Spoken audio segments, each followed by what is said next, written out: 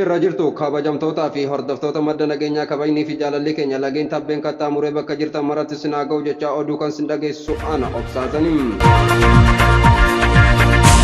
Kaaba Oromiyaa godina Walloo keessatti ilmaan Oromoo lolaaf gara daangaa warra Baaboo deeman guutumaan guutuutti diduun akka gara ganda isaanii deebifaman gaafatan. Garuu bulchitoonni godinichaa juntaan barbadaa'ee jira warra nu jala awwaate kabaja biyya isaatii dhaabbate har'a gara Kamisee fi gara qe'ee isaanii deebisne jechuun hawaasa sobaa jiru. Garuu milishoonni kun guutumaan guutuutti lola diduun mirkaneeffannee jirra. Uummanni keenya soba jara kanaa dhagahee akka of hin daganne ergaan jedhus darbee jira. Barattoonni Oromoo Gannaa Yuunivarsiitii Aamboo kaampaasii Haacaaluu Hundeessaa keessatti barachaa turan sababa huccuu suuraa Haacaaluu Hundeessaa qabu gamtaa hojjechiifataniif uffata qofaaf namoonni 50 ol ukkaanfamanii hidhamuun beekame. Sababoonni poolisiin kaases maaliif lakkoofsa gadaa Oromoo barreessitan? Lammaffaa biyyeen galabaa miti jettanii maaliif itti maxxansitan jechuun hoteela daraaraa kafanii keessatti waraanaan marfamuun waajjira poolisii ganda Duwwaa lamaatti hidhamuun beekame. Artist Zarihuun Wadaajoo rakkoo fayyaa cimaaf saaxilamee hospitaala ciisaa jiruuf birmannaan uummataa barbaanna jedhan maatiinsa. Artist Zarihuun Wadaajoo dhibee cimaaf saaxilamuun hospitaala Rift Vaalii Adaamaa ciisee wal'aanamuu erga eegalee ji'a tokko darbee jira.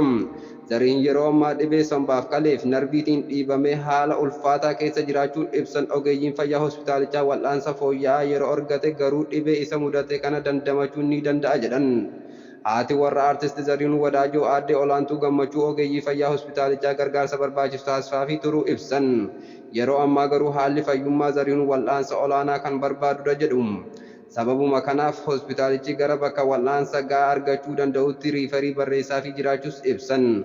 Haa ta'u malee Zarihuun wal'aansa isa barbaachisu akka argatu gochuun humna maatiitii oliin. Artist Zarihuun guyyaa tokkollee ofiif jiraate hin beeku. Amma isaa dhukkubsatee haala kana keessa jirullee waa'ee uummata isaa dhiphata. Kan jedhan aadde Olaantuun Zarihuun bara jireenya isaa Oromoof jiraate malee qabeenya dhuunfaas horachuu irratti hin xiyyeeffanne jedhu. Zarihuun wal'aansa barbaachisu akka argatuuf uummanni Oromoo inni jiraateef akka birmatuuf maatiinsaa gaafataniiru. Fayyummaa Zarihuun deebisuun ni danda'ama. Kanaaf ammoo yaala gahaatu isa barbaachisa kan jedhan ogeeyyiin fayyaa hospitaalichaa gama isaaniin artist Zarihuun Wadaajoo wal'aansa gahaa argatee fayyummaa isaatii akka deebi'uuf uummannis ta'ee qaamoleen gargaarsa gochuu fi danda'an nama kana bira akka dhaabbataniif waamicha dabarsaniiru. Zarihuun Wadaajoo artistii jabaa yeroo dheeraaf ogummaa isaatiin uummata isaaf sagalee ta'aafii turedha. Zarihuun nama roorroof hin jilbiiffanne yeroo mara uummanni dammaqee cunqursaa sirna abbootii irree akka qolatuuf nama saba isaa dammaqsaa turedha. Zarihuun artistii kaayyoo isaatii ciichuun beekamudha. Nama haala kamuu keessatti roorroo qabsoo sabarraa maqee hin beeknedha jechuun namoonni hedduun ragaa ba'uuf. Eega hordoftoota keenya oduulee biyya keessaa kana fakkaata. Oduu biyya alaa akka itti aanutti isiniif dhiyaata. Odeeffannoo biyya alaatiin biyyi lixa Afrikaa Ginnii ammallee ijoo dubbii siyaasa biyyoota Afrikaa akkuma taatetti jirti. Kaleessa ture waraanni biyyattii pirezidaantii Alfaa Koondee ergaa filatamanii reefu waggaa ta'an aangoo irraa buqqaasanii aangoo to'achuu kan beeksisan. Kana hordofee biyyoonni garaagaraa adeemsa waraana biyyattii balaaleffatanii jiru. Mootummaa US fonqolcha pirezidaantii Giinii irratti loltootaan raawwatame mormuun ibsa baasee jira. Isa humni waraana biyyattii aangoo mootummaa qabachuu himatus balaaleffate. Gareen diinagdee biyyoota lixa Afrikaa ECOWAS fonqolcha mootummaa Giinii keessatti taasifame mormuun jijjiirraa mootummaa bu'uuraa heera hin qabne kamuu gatii dhabsiisuuf akka hojjetu ibsee jira.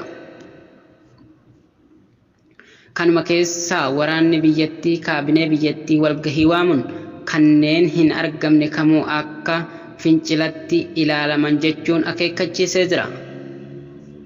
Taayiwaan xiyyaaronni waraana Chaayinaa hedduun dilbata naannawa qilleensa bulchiinsa ishee jala ta'ee cabsanii seenuu marsaa akka turan beeksisteetti. Xiyyaaronni waraana Chaayinaa bulchiinsa qilleensa Taayiwaan seenan kanneen lakkoofsan 19 ta'u jedhamee jira.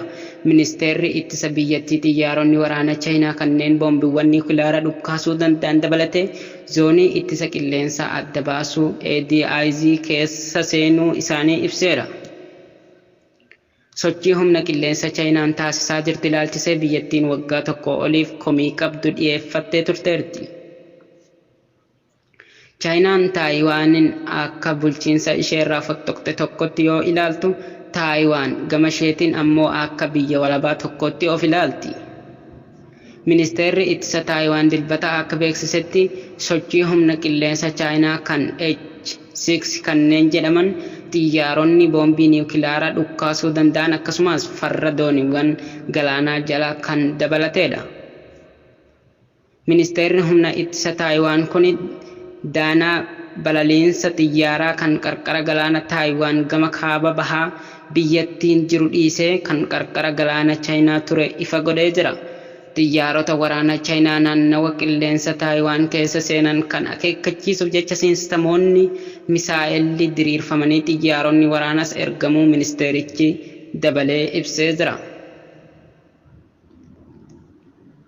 Chaayinaan dhimma kana irratti hanga ammaatti ifatti yaada hin kennine. Ilmi Mo'ammar Gaddaafii hidhaa Tirpoolii irraa gadhiifame. Ilmi bulchaa duraanii Liibiyaa Saadi Gaddaafii erga bara 2014 hidharra ture. Komaandarri duraanii humna addaa Liibiyaa kun yeroo tokko kubbaa miilaan beekamuuf yaalii gochaa ture. Bara 2003 kilaba Xaaliyaan Beeruujiyaa jedhamuuf mallatteessus hammanna dirreetti as bahee hin taphanne. Isa dura garuu baree biyyaalessa Liibiyaa fi kilaboota biyya keessaa garaagaraaf taphatee jira. Ergaa abbaan isaa bara 2011 ajjeefame booda gara Naajeeriyaatti baqatus Liibiyaatti deebifamee himannaan irratti baname. Ilmi Gaddaafii leenjisaa biyyaalessa biyyattii Bashiir Al-Rayaanii bara 2005tti ajjeesuun akkasumas kanneen mormiif bara 2011 daandiitti bahan irratti yakka raawwachuun himatamuusaa manni murtii bilisa isa baasee jira. Mootummaan tokkummaa biyyaalessa Liibiyaa ibsa baaseen inni hiikamuun araara fiduu mala jedhee jira. Biyyattiin ergaa bara 2011 eegalee walitti bu'iinsa keessa jirti. Egaa daawwattoota keenya oduulee biyya keessa fi biyya alaa qindeessee kan isin biraan gahaa ture. Ana Umar Sabaatii fi Obsaa Hasan gama ogummaa teeknikaatii fi editariin kan nufaana ture Mu'ee Callaadha. Qophiilee madda nageenyaa tanneen hafte waliin turtii gaarii.